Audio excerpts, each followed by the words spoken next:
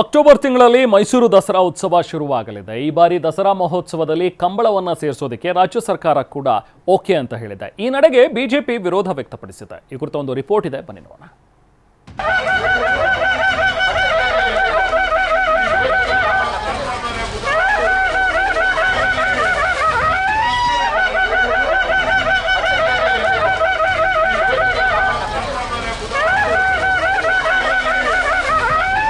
ಕಂಬಳ ಕಡಲ ತಡಿಯ ಮಣ್ಣಿನ ಆಟ.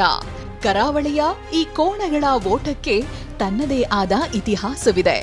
ಇಂಥ ಕಂಬಳ ಈಗ ರಾಜ್ಯದಲ್ಲಿ ಹೊಸ ಚರ್ಚೆ ಹುಟ್ಟು ಹಾಕಿದೆ. 2 ವರ್ಷಗಳ ಹಿಂದೆ ಕರಾವಳಿಯಿಂದ ಬೆಂಗಳೂರಿಗೆ ಬಂದಿದ್ದ ಕಂಬಳ ಈಗ ಮೈಸೂರು ದಸರಾದಲ್ಲಿಯೂ ಕಂಗೊಳಿಸೋದಕ್ಕೆ ಸಿದ್ಧವಾಗ್ತಿದೆ.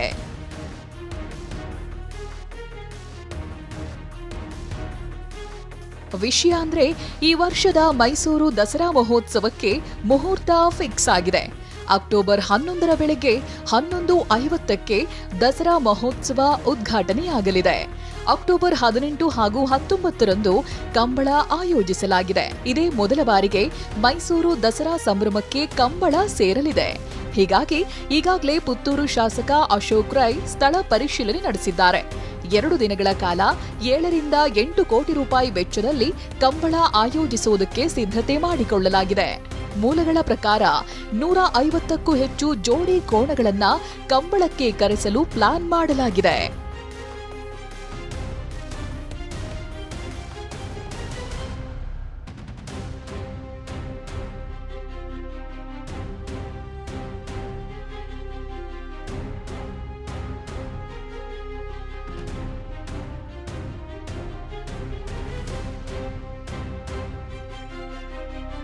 ಮೈಸೂರು ದಸರಾದ ಸಂಭ್ರಮ ಹೆಚ್ಚಿಸೋಕೆ ರಾಜ್ಯ ಸರ್ಕಾರ ಕಂಬಳ ಆಯೋಜನೆ ಮಾಡಿದೆ.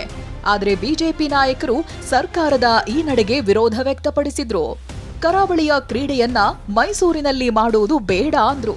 ಸಾಲದ್ದಕ್ಕೆ ಕಂಬಳ ಆಯೋಜನೆ ವಿರುದ್ಧ ಮುಂದಿನ ದಿನಗಳಲ್ಲಿ ಪ್ರತಿಭಟನೆಗಳು ನಡೆಯೋದಾಗಿ ಎಚ್ಚರಿಕೆ ಕೊಟ್ಟರು. ದಸರಾ ಸಮಯದಲ್ಲಿ ಇದು ಯಾಕೆ ಬೇಕು ಅಂತ, ನೀವು ಬರೀ ಇದು ಒಂದು ಹೊಸ ಆಕರ್ಷಣೆ ಅಥವಾ ಹೊಸ ಒಂದು ಪ್ರದರ್ಶನೆಗೋಸ್ಕರ ಇವತ್ತು ಮೈಸೂರು ದಸರಲ್ಲಿ ಸೇರಿಸಿ ಇದು ಯಾವುದೇ ರೀತಿ ನಮಗೆ ಅವಶ್ಯಕತೆ ಇಲ್ಲ, ಅನವಶ್ಯಕವಾದಂಥ ಒಂದು ಬೆಳವಣಿಗೆ ಅಂತ ನಾವು ಅಲ್ಲಿ ಹೇಳಿದ್ವಿ. ನಿಮ್ಗೆ ಆಗಲೇ ಇಷ್ಟೊಂದು ಕಾರ್ಯಕ್ರಮ ಮಾಡೋದಕ್ಕೆ ಒಂದು ಸಮರ್ಥ ರೀತಿಯಲ್ಲಿ ಮಾಡೋದಕ್ಕೆ ನಿಮ್ಗೆ ಆಗ್ತಾ ಇಲ್ಲ. ಇದನ್ನು ಸೇರಿಸಿ ನಿಮ್ಗೆ ಇನ್ನೊಂದು ದೊಡ್ಡ ವೈಫಲ್ಯವನ್ನು ತೋರ್ಸಕ್ಕೆ ಏನಕ್ಕೂ ಕಂಬಳ ದಕ್ಷಿಣ ಕನ್ನಡದಲ್ಲೇ ರಾಜ್ಯ ಸರ್ಕಾರವೇ ಮುತುವರ್ಜಿ ವಹಿಸಿ ಇನ್ನೂ ಯಶಸ್ವಿಯಾಗಿ ಮಾಡಲಿ, ಅದಕ್ಕೆ ನಮ್ಮ ಸಂಪೂರ್ಣ ಬೆಂಬಲ ಇದೆ. ಯಾಕಂದರೆ ಕಂಬಳ ಅದರದ್ದೇ ಆದಂಥ ಒಂದು ದಕ್ಷಿಣ ಕನ್ನಡದ ಒಂದು ಅವಿಭಾಜ್ಯ ಅಂಗ, ಅಲ್ಲಿಯ ಸಂಸ್ಕೃತಿಯನ್ನು ಬಿಂಬಿಸ್ತಕ್ಕಂಥದ್ದು ಕಂಬಳ.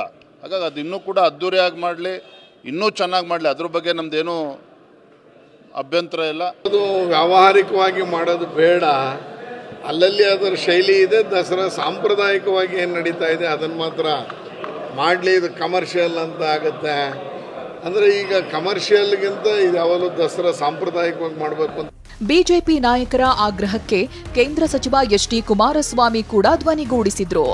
ಕಂಬಳ ಕರಾವಳಿಯ ಹಸಿರು ನೀರಿನ ಸಂಗಮಕ್ಕೆ ಸರಿ ಹೋಗುತ್ತೆ, ಮೈಸೂರು ದಸರಾ ಉತ್ಸವಕ್ಕೆ ಸೇರ್ಸೋದು ಬೇಡ ಅಂತ ಟ್ವೀಟ್ ಮಾಡಿದ್ರು. ಪರಂಪರಾಗತವಾಗಿ ತನ್ನದೇ ಆದ ವೈಶಿಷ್ಟ್ಯದಿಂದ ಕಂಗೊಳಿಸುತ್ತಿರುವ ಮೈಸೂರು ದಸರಾ ಉತ್ಸವದಲ್ಲಿ ಕಂಬಳವನ್ನು ಸೇರಿಸುವ ಅಗತ್ಯವಿಲ್ಲ. ಈವರೆಗೂ ನಡೆದುಕೊಂಡು ಬಂದಿರುವ ದಸರಾಕ್ಕೆ ಧಕ್ಕೆ ತರುವ ಪ್ರಯತ್ನ ಖಂಡಿತ ಬೇಡ. ಕಂಬಳವು ಕರಾವಳಿ ಭಾಗಕ್ಕೆ ಮಾತ್ರ ಸರಿಹೊಂದುವ ಆಚರಣೆ. ಅದನ್ನು ಮೈಸೂರಿಗೆ ತಂದು ದೈವಿಕ ಹಿನ್ನೆಲೆಯ ಆ ಪರಂಪರೆ ಪಾವಿತ್ರ್ಯತೆಗೆ ಧಕ್ಕೆ ತರುವುದನ್ನು ಒಪ್ಪಲಾಗದು. ಕರಾವಳಿ ಪ್ರದೇಶ ಹಸಿರು ಮತ್ತು ನೀರಿನ ಸಂಗಮ. ಇಂಥ ಪ್ರಾಕೃತಿಕ ಹಿನ್ನೆಲೆಯಲ್ಲಿ ಕಂಬಳವನ್ನು ಕಣ್ತುಂಬಿಕೊಳ್ಳುವುದೇ ಧನ್ಯತೆಯ ಅನುಭವ ಎನ್ನುವುದು ನನ್ನ ಭಾವನೆ. ಹೀಗಾಗಿ ಮೈಸೂರು ಮತ್ತು ಕರಾವಳಿ ಜನರ ಭಾವನೆಗಳಿಗೆ ನೋವುಂಟು ಮಾಡುವುದು ಬೇಕಿಲ್ಲ. ಇತ್ತ ಕಾಂಗ್ರೆಸ್ ನಾಯಕರು ಕಂಬಳ ಆಯೋಜನೆ ಬಗ್ಗೆ ಸಮರ್ಥನೆ ಮಾಡಿಕೊಂಡ್ರು. ರಾಜ್ಯದ ಸಾಂಸ್ಕೃತಿಕ ಕಲೆ ಎಲ್ರಿಗೂ ಗೊತ್ತಾಗಬೇಕು ಅಂದ್ರು. ನಮ್ಮ ಸಂಸ್ಕೃತಿ, ನಮ್ಮ ಪರಂಪರೆ, ನಮ್ಮ ಸಾಹಿತ್ಯ, ನಮ್ಮ ಕಲೆ ಇವೆಲ್ಲ ಜನಗಳಿಗೆ ಹೋಗಬೇಕಲ್ವ. ಈಗ ಈ ಮುಂದಿನ ಪೀಳಿಗೆ ಏನಾಗಿದೆ, ಈಗ ನಾವು ಜನ್ಜಿ ಹೇಳ್ತೀವಲ್ಲ, ಜನ್ಜಿ, ಈಗ ಅವರಿಗೆ ಗೊತ್ತಾಗಬೇಕಲ್ಲ ದಸರಾ ಅಂದ್ರೇನು, ದಸರಾದ ಹಿನ್ನೆಲೆ ಏನು. ನಾನು ಕಂಬಳದ ಒಬ್ಬ ಅಭಿಮಾನಿಯಾಗಿ, ತುಳುನಾಡಿನ ಜಿಲ್ಲೆಯವನಾಗಿ ನಾನು ಕಂಬಳ ಎಲ್ಲ ಬರೇ ನಮ್ಮ ಇಲ್ಲಿ ಅಲ್ಲ ಅಂತಲ್ಲ, ಇಲ್ಲಿ ನಮ್ಮ ರಾಜ್ಯದಲ್ಲಿ ಅಂತಲ್ಲ, ಇಲ್ಲಿ ಬೇರೆ ಬೇರೆ ರಾಜ್ಯ ಆಗಬೇಕಂತೇಳಿ ನನ್ನ ಕನಸಿದೆ, ಆಶೆ ಇದೆ. ಅದು ಮಾಡಬೇಕಾ ಬೇಡವಾ ಏನಂತೇಳಿ ಅಲ್ಲಿ ಸ್ಥಳೀಯ ಮಟ್ಟ ಕೂತ್ಕೊಂಡು ಚರ್ಚೆ ಮಾಡ್ತಾರೆ. ಮೈಸೂರು ದಸರಾ ಉತ್ಸವದಲ್ಲಿ ಕಂಬಳ ಆಯೋಜನೆ ಮಾಡಬೇಕಾ ಅಥವಾ ಬೇಡವಾ ಅನ್ನೋ ಪರವಿರೋಧದ ಚರ್ಚೆ ಶುರುವಾಗಿದೆ. ಈ ಬಗ್ಗೆ ರಾಜ್ಯ ಕಂಬಳ ಸಂಘದ ಅಧ್ಯಕ್ಷ ದೇವಿಪ್ರಸಾದ್ ಶೆಟ್ಟಿ ಟಿವಿ9 ಜೊತೆಗೆ ಮಾತನಾಡಿದ್ರು. ಜಿಲ್ಲಾಡಳಿತಕ್ಕೆ ಹೊರೆಯಾಗೋದಾದ್ರೆ ನಾವೇ ದಾನಿಗಳನ್ನ ಸೇರಿಸ್ತೀವಿ ಅಂದ್ರು. ರಾಜ್ಯದ ಒಂದು ಕ್ರೀಡೆಯಾಗಿ ಪರಿವರ್ತನೆ ಆಗಿರುವುದರಿಂದ ದಸರಾದಲ್ಲಿ ಇದನ್ನು ಪ್ರದರ್ಶನ ಮಾಡುವುದಲ್ಲ, ನಾವು ಈ ಒಂದು ಕ್ರೀಡೆಯನ್ನು ಜನರಿಗೆ ಕ್ರೀಡೆಯನ್ನು ಎಲ್ಲರೂ ನೋಡುವ ರೀತಿ ಬಿಂಬಿಸುವಂಥ ಒಂದು ಅವಕಾಶವನ್ನು ಕೇಳಿದ್ದೀವಿ. ಅದಕ್ಕೇನು ಅವರು ಹೇಳಿದರು, ಅದಕ್ಕೆ ಅಲ್ಲಿಯ ಪರಿಸರವಾದಿಗಳು, ಅಲ್ಲಿಯ ಹೋರಾಟಗಾರರು ಬೇರೆ ಬೇರೆ ವ್ಯಾಖ್ಯಾನವನ್ನು ನೀಡಿದ್ದನ್ನು ಗಮನಿಸಿದ್ದೀವಿ. ಯಾವುದೇ ರೀತಿಯಲ್ಲಿ ಅಂಥ ಸಮಸ್ಯೆಗಳಿಲ್ಲ. ನಿಮಗೆ ಕಂಬಳದಿಂದ ಹೊರೆ ಆಗುವುದಾದರೆ ನಾವೇ ಆ ಕಂಬಳಕ್ಕೆ ಸಹಕಾರ ಮಾಡುವಂತ ಅನೇಕ ನಮ್ಮ ದಾನಿಗಳಿದ್ದಾರೆ. ಮೈಸೂರು ದಸರಾ ಉತ್ಸವಕ್ಕೆ ಕಂಬಳ ಸೇರಿಸಬೇಕು ಅನ್ನೋದು ಸರ್ಕಾರದ ಹುಮ್ಮಸ್ಸು. ಆದರೆ ಕರಾವಳಿಯ ಕ್ರೀಡೆಯನ್ನ ಮೈಸೂರಿನ ಸಾಂಸ್ಕೃತಿಕ ಚರಿತ್ರೆಯೊಂದಿಗೆ ಮಿಶ್ರಣ ಮಾಡಬೇಡಿ ಅನ್ನೋದು ಬಿಜೆಪಿ ಆಗ್ರಹ. ಈ ಚರ್ಚೆ ಮುಂದೆ ಅದ್ಯಾವ ತಿರುವು ಪಡೆದುಕೊಳ್ಳುತ್ತೋ ಕಾದು ನೋಡಬೇಕಿದೆ. ರಾಮ್, ಟಿವಿ9 ಮೈಸೂರು. ಈ ಬಗ್ಗೆ ಮತ್ತಷ್ಟು ಡೀಟೇಲ್ಸ್ ಪಡೆಯೋಣ. ನಮ್ಮ ಪ್ರತಿನಿಧಿ ರಾಮ್ ನಮ್ಮ ಜೊತೆಗೆ ಸಂಪರ್ಕದಲ್ಲಿದ್ದಾರೆ. ರಾಮ್, ಈಗ ಇದೊಂಥರ ಪೊಲಿಟಿಸೈಸ್ ಆಗಿಬಿಟ್ಟಿದೆ. ಈಗ ಕಾಂಗ್ರೆಸ್ನಿಂದ ಈಗಾಗಲೇ ಸರ್ಕಾರ ಓಕೆ ಅಂತ ಹೇಳಿದೆ, ಇದನ್ನು ಆಯೋಜನೆ ಮಾಡೋರ್ಗೂ ಕೂಡ ಏನು ಸಮಸ್ಯೆ ಇಲ್ಲ, ಆಯೋಜನೆ ಮಾಡ್ತೀವಿ ಅಂತ ಹೇಳ್ತಿದ್ದಾರೆ. ಬಟ್ ಇತ್ತ ಬಿಜೆಪಿ ಮಾತ್ರ ಈಗ ಇದ್ರ ಬಗ್ಗೆ ವಿರೋಧ ವ್ಯಕ್ತಪಡಿಸ್ತಾ ಇರುವಂಥದ್ದನ್ನು ನಾವು ನೋಡ್ತಾ ಇದ್ದೀವಿ. ಸೊ ಅವರ ಕಾರಣಗಳು ಬೇರೆ ಬೇರೆ ಕಾರಣಗಳನ್ನು ನೀಡ್ತಾ ಇದ್ದಾರೆ. ಅದರ ಹೊರತಾಗಿಯೂ ಈಗ ಸದ್ಯಕ್ಕೆ ಮೈಸೂರಿಗರು ಏನು ಹೇಳ್ತಾ ಇದ್ದಾರೆ, ಈಗ ದಸರಾದಲ್ಲಿ ಈ ಥರದೊಂದು ಕಂಬಳವನ್ನು ಕೂಡ ಅಲ್ಲಿ ಆಯೋಜನೆ ಮಾಡೋದು, ಇದಕ್ಕೆ ಮೈಸೂರಿಗರ ಪರ ಅಥವಾ ವಿರೋಧ ಏನಾದರೂ ಇದೆಯಾ? ಅಥವಾ ಅಲ್ಲಿನ ಒಂದು ಪರಿಸರವಾದಿಗಳಾಗಿರ್ಬೋದು ಅಥವಾ ಅಲ್ಲಿರುವಂತಹ ಎಕ್ಸ್ಪರ್ಟ್ಸ್ ಆಗಿರ್ಬೋದು, ಈ ಮೈಸೂರಿನ ಪರಂಪರೆ ಬಗ್ಗೆ ತುಂಬ ಚೆನ್ನಾಗಿ ತಿಳ್ಕೊಂಡಿರುವಂಥವ್ರು, ಅವ್ರೇನಾದರೂ ಇದಕ್ಕೆ ವಿರೋಧ ವ್ಯಕ್ತಪಡಿಸ್ತಾ ಇದ್ದಾರೆ? ಅಥವಾ ಅಲ್ಲಿ ಹೇಗಿದೆ ಈ ಒಂದು ಕಂಬಳ ದಸರಾದಲ್ಲಿ ಆಯೋಜನೆ ಕುರಿತಾಗಿ ವಿಚಾರಗಳು? ಹಾಗಾದ್ರೆ ರಾಮ್. ರೆಮಾನ್, 2026ರ ವಿಶ್ವವಿಖ್ಯಾತ ಮೈಸೂರು ದಸರೆಗೆ ದಿನಗಣನೆ ಆರಂಭವಾಗಿದೆ. ಇತ್ತೀಚಿನ ದಿನಗಳಲ್ಲಿ ಎಲ್ಲವೂ ಸಹ ರಾಜಕೀಯಮಯವಾಗ್ತಾ ಇದೆ. ದಸರಾ ಸಹ ಅದರಿಂದ ಹೊರತಾಗಿಲ್ಲ. ಕಳೆದ 2-3 ವರ್ಷಗಳಿಂದ ದಸರಾಗೂ ಸಹ ರಾಜಕೀಯ ಲೇಪನ ಇರುವಂಥದ್ದು. ಯಾಕಂದರೆ ಒಂದು ಕಡೆ ಮಹಿಷ ದಸರಾ ವಿವಾದ ಆಗಿತ್ತು, ಅದಾದ ನಂತರ ಭಾನು ಮುಷ್ತಾಕ್ ಅವರನ್ನ ಉದ್ಘಾಟಕರಾಗಿ ಕರೆದಿದ್ದು ವಿವಾದ ಆಗಿತ್ತು. ಇದೀಗ ಈ ಬಾರಿ ಹೊಸ ಸೇರ್ಪಡೆ ಕಂಬಳ. ಈ ಬಾರಿ ದಸರೆಯಲ್ಲಿ ಕಂಬಳವನ್ನು ಇಂಟ್ರೊಡ್ಯೂಸ್ ಮಾಡಬೇಕು ಅಂತೇಳಿ ರಾಜ್ಯ ಸರ್ಕಾರ ಬರದ ಸಿದ್ಧತೆ ನಡೆಸಿದೆ. ನಾನೀಗ ಮೈಸೂರಿನ ಸಾತ್ಗಳ್ಳಿಯಲ್ಲಿದ್ದೇನೆ. ನೋಡ್ತಾ ಇರ್ಬೋದು, ಈ ಒಂದು ವಿಶಾಲವಾದಂತಹ 30 ಎಕರೆ ಪ್ರದೇಶ, ವಿಜಯನಗರ ಮತ್ತು ಸಾತ್ಗಳ್ಳಿಯ 2 ಜಾಗವನ್ನು ಗುರುತಿಸಿದ್ರು.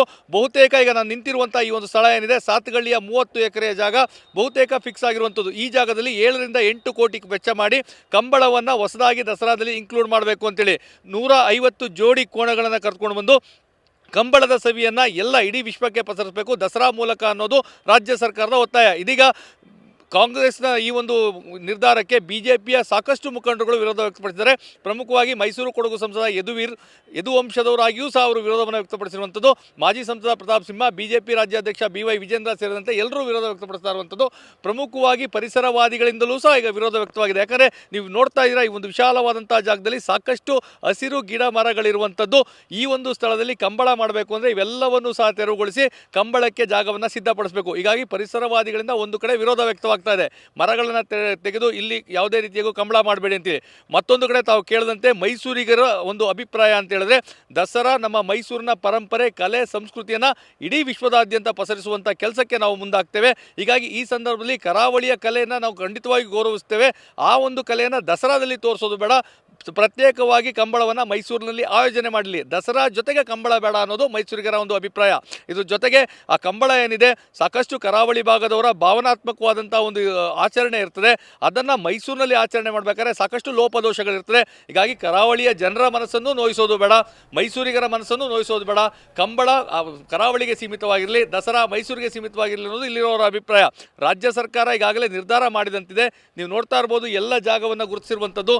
ಇದೇ ಜಾಗದಲ್ಲಿ ಈಗಾಗಲೇ ಸಾಕಷ್ಟು ಮರಗಳನ್ನು ತೆರವುಗೊಳಿಸಿ ಈ ಸ್ಥಳದಲ್ಲೇ ಕಂಬಳ ಮಾಡಬೇಕು ಅಂತೇಳಿ ಸಿದ್ಧತೆಯನ್ನು ಮಾಡಿದ್ದಾರೆ. ಯಾಕಂದರೆ ಈ ಹಿಂದೆ ಬೆಂಗಳೂರಿನಲ್ಲೂ ಸಹ ಕಂಬಳವನ್ನು ಮಾಡಲಾಗಿತ್ತು. ಅದೇ ರೀತಿ ದಸರೆಯಲ್ಲಿ ಆದರೆ ಈಗ ಮಂಗಳೂರಿನ ಒಂದು ಕಂಬಳದ ಅಧ್ಯಕ್ಷರು ಹೇಳ್ತಾ ಇರುವಂಥದ್ದು, ಕಂಬಳ ಈಗಾಗಲೇ ರಾಜ್ಯದ ಕ್ರೀಡೆ ಆಗಿದೆ, ಇಡೀ ವಿಶ್ವ ಮಟ್ಟಕ್ಕೆ ತೆಗೆದುಕೊಂಡು ಹೋಗಲಿಕ್ಕೆ ದಸರಾದಂಥ ವೇದಿಕೆ ಬೇಕು, ನಾವು ಸಂಪನ್ಮೂಲವನ್ನು ಕ್ರೋಢೀಕರಿಸ್ತೇವೆ ಅನ್ನೋದು ಮಾತುಗಳನ್ನು ಹೇಳ್ತಾ ಇರುವಂಥದ್ದು. ಇಲ್ಲಿ ಪ್ರಮುಖವಾಗಿ ರೆಹಮಾನ್, ಸಂಪನ್ಮೂಲವನ್ನು ಕ್ರೋಢೀಕರಿಸೋದಲ್ಲ, ದಸರಾ ಅಂತ ಹೇಳಿದ್ರೆ ಅದು ಮೈಸೂರಿನ ಪರಂಪರೆ, ಇಡೀ ವಿಶ್ವಕ್ಕೆ ರಾಜರ ಕಾಲದ ಗತವೈಭವವನ್ನು ಮತ್ತು ಎಲ್ಲೂ ದೇಶದ ಯಾವ ಭಾಗದಲ್ಲೂ ಸಹ ವಿಶ್ವವಿಖ್ಯಾತ ಜಂಬೂ ಸವಾರಿ ಮೈಸೂರಿನಂತೆ ಇರೋದಿಲ್ಲ. ನಾಡ ಅಧಿದೇವತೆ ಚಿನ್ನದ ಅಂಬಾರಿಯಲ್ಲಿ ಸಾಗುವಂಥದ್ದು ಎಲ್ಲೂ ಇರೋದಿಲ್ಲ. ಹೀಗಾಗಿ ಅದು ವಿಶಿಷ್ಟವಾದಂತಹ ಒಂದು ಪರಂಪರೆ ಇರೋದ್ರಿಂದಾಗಿ ಈ ಸ್ಥಳದಲ್ಲಿ ಕಂಬಳದ ಒಂದು ತುರುಕುವಿಕೆಯನ್ನು ಮಾಡಬೇಡಿ, ಅದನ್ನು ತಂದು ತುರುಕಿ ಯಾಕೆ ನೀವು ಇಬ್ಬರಿಗೂ ಅಂದರೆ ಕರಾವಳಿ ಜನರ ಮನಸ್ಸನ್ನು ನೋಯಿಸುವಂಥದ್ದು, ಮೈಸೂರಿಗರ ಮನಸ್ಸನ್ನು ನೋಯಿಸುವಂಥದ್ದು ಮಾಡ್ತೀರಾ? ಯಾವುದೇ ಕಾರಣಕ್ಕೂ ಹೊಸತನದು ಯಾವುದೂ ಬೇಡ, ಹೇಗೆ ಆಚರಣೆ ಇತ್ತು ಅದೇ ಆಗಲಿ ಅಂತ ಹೇಳ್ತಾ ಇರೋದು.